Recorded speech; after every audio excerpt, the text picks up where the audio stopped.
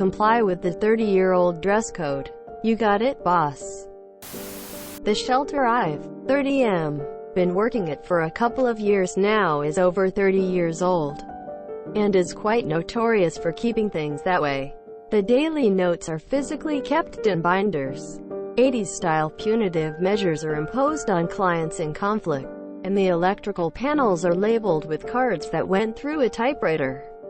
You get the idea. The floor supervisor, over 20 years in that position, emphasized that even though jeans were allowed, we needed to strictly adhere to the dress code. That meant button-up or collared shirts, no logos, only long pants dresses, no hats unless you're outside, no visible tattoos, etc. In other words, dress nothing like the vast majority of the people we serve. We're meant to dress the way they should aspire to dress, said the supervisor. I was told other staff, including staff above my pay grade, have long hated the dress code and unsuccessfully tried to change it for years. None of them were bold little shits like me, though. Given my previous experience with underserved populations, I also knew this was a terrible idea. Generally speaking, what people in these communities lack in financial resources, they make up for in their abilities to read people and navigate emotions. If they think you're an authority figure or acting inauthentic, many will outright write you off. And for the most part, they have a great social-emotional radar. The dress code said men's shirts must, quote, have visible buttons or a collar. I sewed 2 buttons near my hip on a plain t-shirt and wore it in. They said nothing the first time, but had a meeting where they weren't pointing out anyone in particular and updated that specific part of the policy to prevent me from doing it again. Next, I wore capris. After all, nothing about pant length was mentioned either. That time the code was updated and we were informed via email. Still no one-on-one conversation about it. A few months and minor malicious compliances later, our workplace gave us logo t-shirts with the institution's name and website on them. Hooray! We thought, we will at least be able to wear t-shirts now. Nope. After a week of several co-workers wearing the shirts they gave us, we got an org-wide email that the shirts did not comply with the dress code and should not be worn during work hours. Knowing me as the office rabble-rouser, several pissed-off co-workers came to me independently to ask how they, too, could rebel.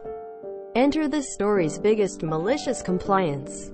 As a minimalist, I had no desire to hold on to a shirt that I would not wear.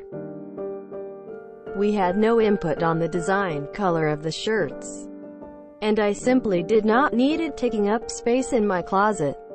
The most reasonable alternative would be to turn the shirt back in and explain that.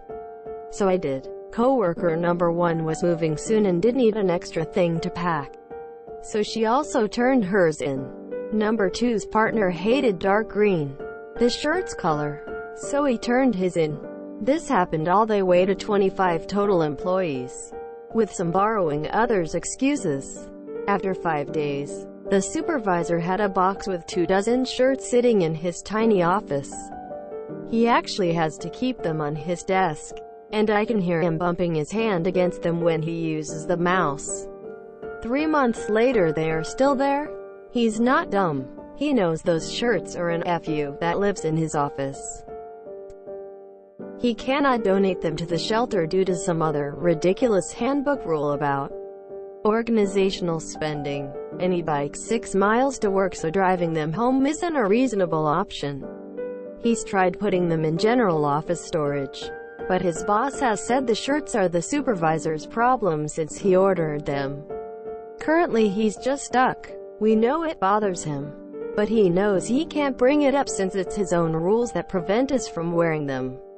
No dress code changes so far, but the top of the year meeting regarding our handbook has dress code on the table. 3 of the people who returned shirts are a part of that advisory board of 5. I'm cautiously optimistic that we'll finally be rid of some of the dumb, short-sighted elements of our dress code come February.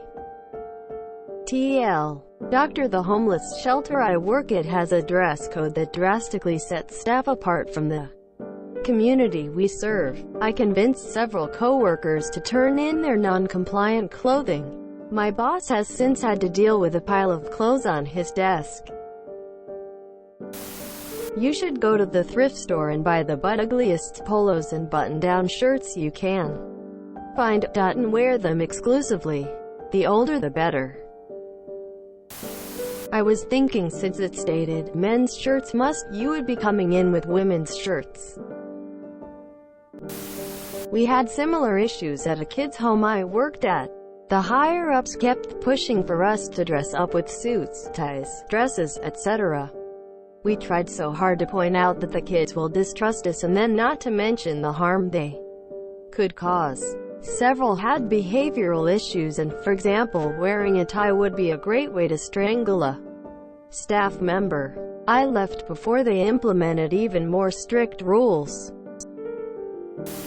In that kind of setting, every employee wearing the same shirt with logo would probably be best. It makes the employees easier to identify for the clients. Dress codes are among the worst. So are people who think people living in a shelter need people's nice clothes to aspire to. I made this its own post a while ago, but it's my favorite MC I've done. I worked in an office in a large shipping company. We were in a nondescript office park. We had no logo on our door. We had a code for the door. Customers didn't even know where we were, but they were not allowed in the building. In the 6 years I was there, 0 unauthorized people tried to gain entry to the building to ship something. So, nobody in the office had any customer-facing positions at all. All of our customer communication was by phone or email. So I'd been off for a bit and came back to work in early summer. I wore the same shoes I'd worn last summer, which was a pair of dressy sandals. I was taken aside and informed that I could not show more than 3 toes, so I would have to get new shoes. Fine. I spent all weekend shopping for shoes. Finally found a pair that I liked that only showed 3 toes. Well, they were wedges. Apparently wedges were unprofessional and not allowed. Now, this was a wedge that matched the shoe, no cork or espadrille or whatever. I challenged it, saying that high heels hurt my feet. My wedges were okay, but they had a platform. Boss says, no platforms over 1 inch. I measured. Mine were exactly 1 inch. So then boss says that the shoe has an open back and the dress code says either or open back or open front, but not both. I pointed out that in the pictures on the website, there was a peep toe with an open back. Finally, my supervisor said that I should wear other shoes tomorrow, but bring my sandals so that the supervisors could have a meeting over their appropriateness. WTF. So, I called my doctor. I had just had knee surgery a few months before. I described the shoes and the nurse said it was fine and that my dress code was ridiculous. She wrote in the doctor's sign that I was permitted to wear whatever shoes I wanted. They faxed me the note and I emailed it to both supervisors. They were pissed. I wore those damn shoes every fucking day that summer. And then with tights in the winter. I did a similar dress code MC in the past. The office wouldn't let men wear shorts in the summer, but skirts above the knee were allowed. So I wore a kilt. Oh man. I work from home and we have to dress professionally. I am the only one on my team with visible tattoos and we have to cover up our tattoos.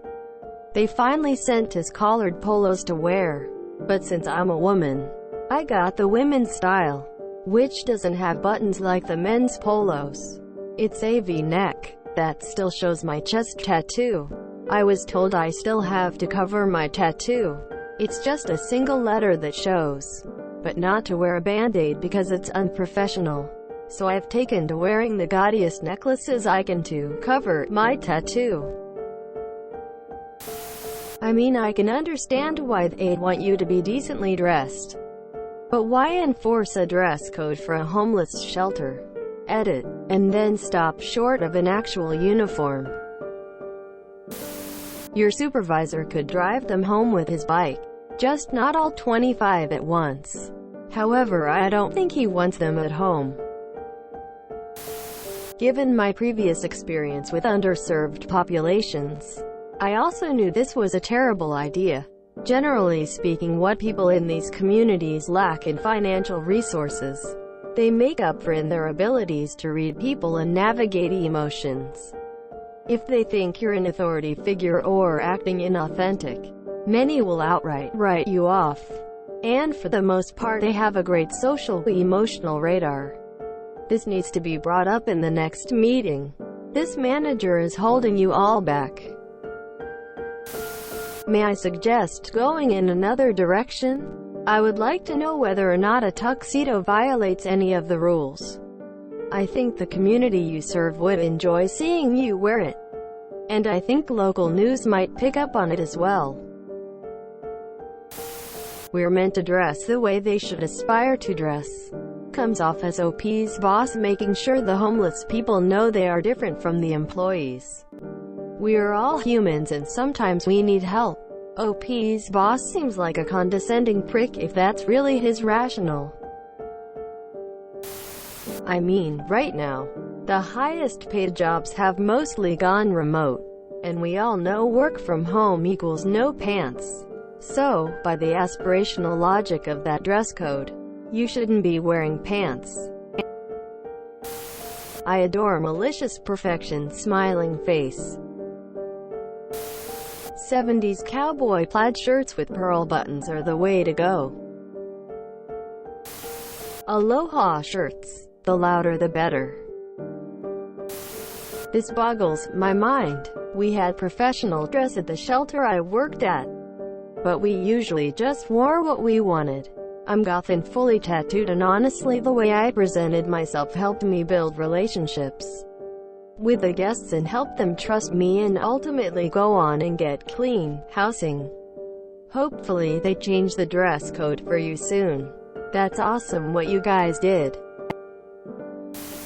Okay, hear me out here. Ask for the shirts back.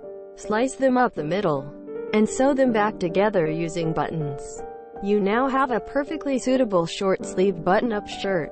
Bonus: it's got the org's logo on it. It'll also look stupid as fuck. You should stitch together a bunch of cut-up, mismatched clothing and make it compliant. If you enjoyed this video, please check out our playlists full of similar content. Epic Ericast is like doom scrolling for your ears. Please like, share, and subscribe.